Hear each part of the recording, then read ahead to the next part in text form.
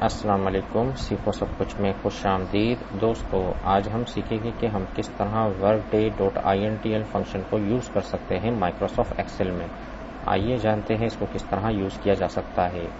تو دوستو مان لیجئے کہ آپ اپنا آئی ڈی کارڈ فارم جو ہے وہ سبمٹ کروا رہے ہیں، اس کی جو ڈیٹ ہے وہ 28 اپریل ہے، اور آپ کو کہا جاتا ہے کہ آفٹر 20 ورکنگ ڈیز کے بعد آپ اپنا آئی ڈی کارڈ لے جائیے گا۔ تو 20 ورکنگ ڈیز کے بعد آپ یہ اپنا آئی ڈی کارڈ لے جا سکتے ہیں۔ تو میں نے 20 ٹائپ کر دیا، اور ہمیں کیا ہے ریسیونگ ڈیٹ جاننا ہے کہ ریسیونگ ڈیٹ کیا ہے۔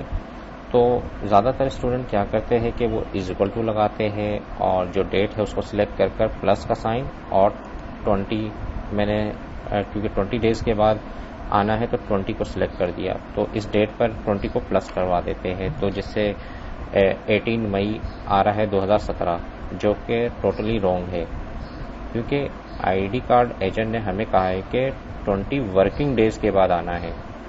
تو اس کے لیے کون سا فارمولا ہم یوز کر سکتے ہیں؟ اس کے لیے ہم workday.intl کا فنکشن یوز کر سکتے ہیں۔ تو میں اس کو ڈیلیٹ کر دیتا ہوں۔ اب میں ٹائپ کروں گا =work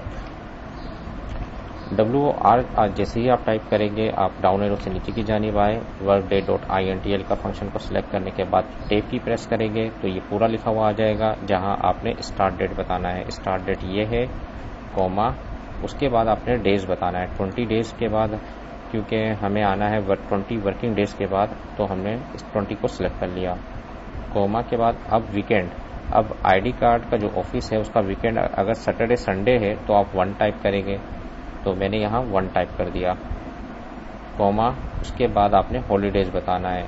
اگر آپ کو پتا ہوگا کہ آپ کا جو گیجٹڈ ہالیڈیز ہے وہ کیا ہے، آپ کو اندازہ ہوگا کہ تو وہ آپ یہاں ٹائپ کر لیجئے۔